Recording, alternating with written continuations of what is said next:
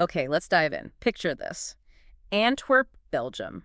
It's a crisp Saturday morning, April 12th, 2025. Right. And imagine Mehul Choksi, the diamond tycoon.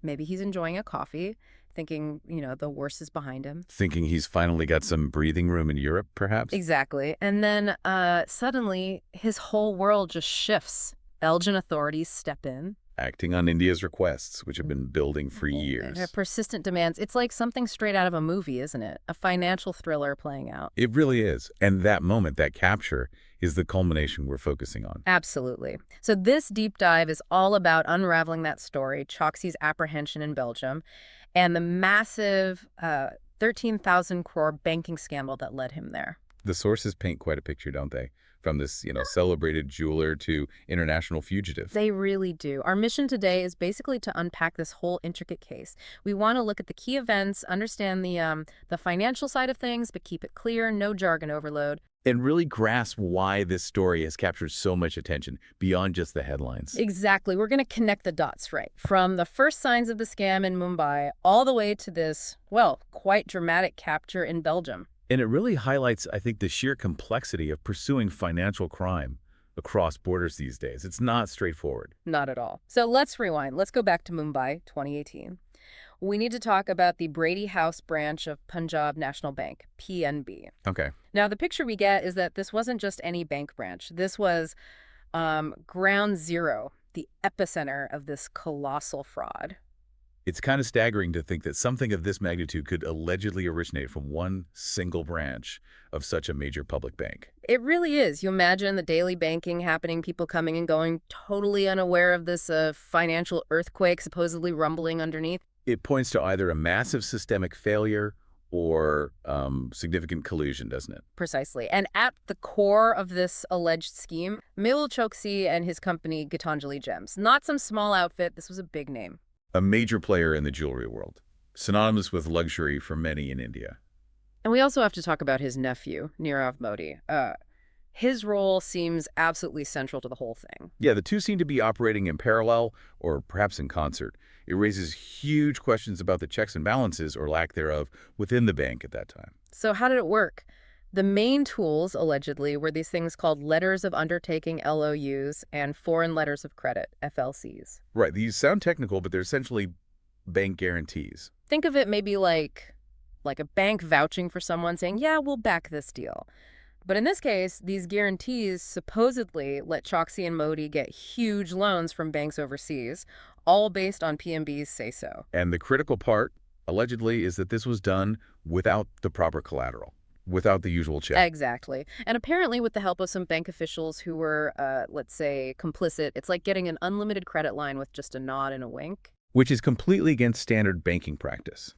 LOUs and FLCs are legitimate tools for trade finance, but they need backing. They need security. Issuing them without that backing. That's where the alleged fraud lies. And the scale we're talking about is just, well, it's hard to fathom.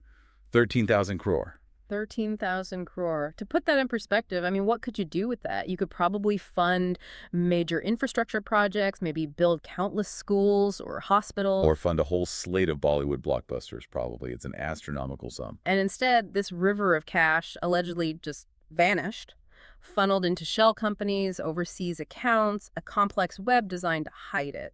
It really underscores the impact of these kinds of crimes. It's not just numbers on a page. It's public money, potentially, that could have been used for public good. So things start to unravel in early 2018, and Choksi, he doesn't stick around. No, he makes a very swift exit from India around January 2018. And heads to Antigua and Barbuda, which, crucially, didn't have a straightforward extradition treaty with India at that point. Seems strategic, wouldn't you say? It certainly looks like a calculated move. Choosing a jurisdiction where extradition would be difficult, if not impossible. And he didn't just visit, he actually got Antiguan citizenship through their investment program. Right, the citizenship by investment program, solidifying his position there, trying to build a shield, essentially. You can imagine him thinking, okay, done, safe. But it wasn't quite the end of the story. No, because even citizenship doesn't guarantee complete immunity, especially with this level of alleged wrongdoing and such persistent pursuit from India. Then we get this really strange episode in May 2021, Choksi disappears from Antigua, Vanishes. And then reappears in Dominica. where he's arrested for illegal entry. But he claims he was kidnapped, abducted from Antigua, beaten, brought to Dominica against his will. A truly bizarre twist. Like something out of a spy novel. But the Dominican courts ultimately didn't accept his version of events. No, they didn't find it credible. So after, 51 days in detention there? Something like that. He was eventually sent back to Antigua, still avoiding extradition to India, citing medical reasons, I believe. Always citing medical reasons. And then fast forward to 2023, something happens that must have felt like a huge win for him. Ah, yes, Interpol. Yeah, They reportedly dropped the red notice against him. which is a big deal. It essentially removes that international alert, makes travel easier. Apparently, they cited concerns about whether he'd get a fair trial in India. That would have certainly felt like a significant legal victory for his side, maybe emboldened him. And perhaps it did, because shortly after that, or around that time, he makes the move to Belgium. So why Belgium? Several factors seem likely. Antwerp is the diamond capital of the world, right? His industry. Exactly. Deep connections there. Plus, his wife apparently holds Belgian citizenship. And he managed to get what's called an F residency card in Belgium in November 2023, the reason given, reportedly for cancer treatment. So a combination of factors. Business ties, family connection, residency permit, potentially linked to medical needs. It looks like an attempt to settle, maybe blend in. Trying to find a safe haven in Europe, but as we know now, it wasn't permanent. No, because India kept pushing. Those arrest warrants from Mumbai courts, May 2018, June 2021, they were crucial. And the diplomatic pressure was clearly mounting. We know Belgium's foreign ministry confirmed, I think back in March 2025, that they were aware he was there and looking into it. So the net was tightening even if he didn't realize it. Until that Saturday morning, April 12, 2025, Belgian authorities detain him.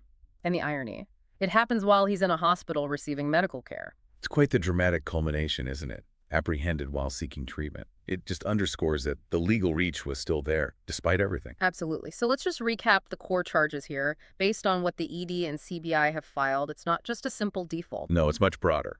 First, cheating the banks specifically through those LOUs and FLCs issued without proper security. Then there's money laundering, the alleged funneling of those vast sums through shell companies to hide where the money came from. Criminal conspiracy, the allegation that he worked together with Nirav Modi and certain bank officials. And finally, he was declared a fugitive economic offender under India's specific law for that. It paints a picture of a very complex, deliberate, and multi-layered alleged financial crime. And the numbers involved.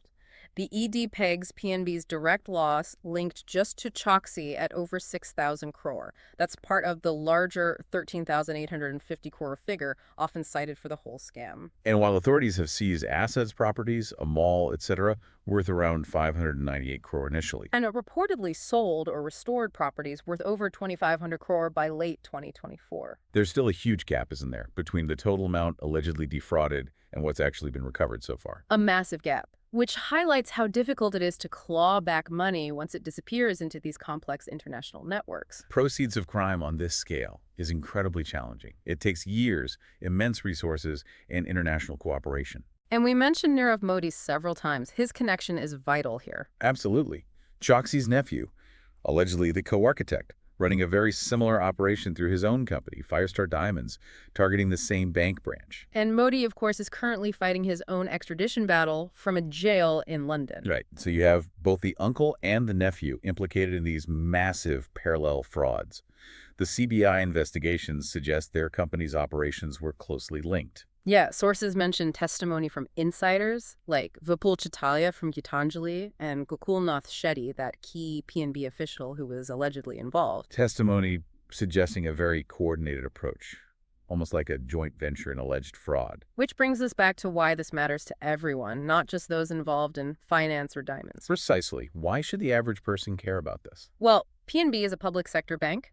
Its health impacts the Indian economy and ultimately taxpayers. That 13,000 crore, that's public money, essentially. It represents a massive opportunity cost. Think of what that money could have done for public services, for infrastructure, for job creation.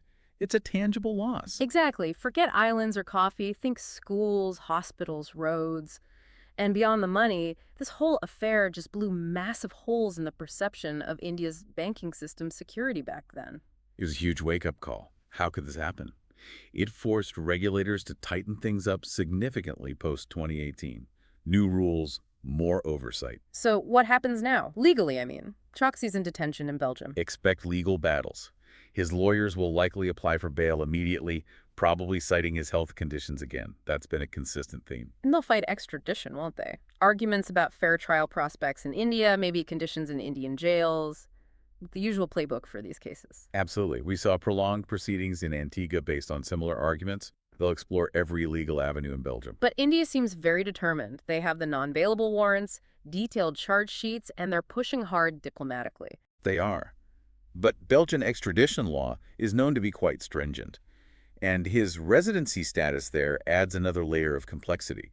It won't be quick. It could be a long process, but if extradition does happen, he faces trial back in Mumbai. That's the ultimate goal for the Indian authorities. Bring him back to face the charges in court. It's just such a stark story, isn't it? From being the celebrated jeweler, a symbol of success, to being apprehended as a fugitive in a hospital bed overseas. The contrast is incredibly dramatic.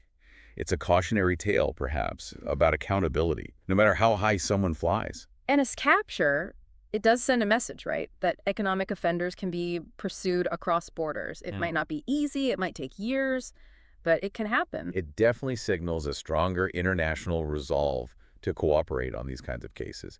Think about the efforts with Vijay Mallya, Nirav Modi, now Choksi. Yeah. There's a pattern of persistent pursuit. Hopefully it acts as some sort of deterrent, too. A message that you can't just allegedly defraud a system and expect to disappear without consequences. That's the hope, that accountability, even if delayed, will eventually arrive. So as we wrap up, maybe something to reflect on is just that the sheer complexity of international law in action, the persistence needed. And that constant balancing act, really, between national sovereignty and the undeniable need for global cooperation to tackle crimes that simply don't respect borders anymore. It's a fascinating ongoing challenge in our interconnected world. Lots to think about there.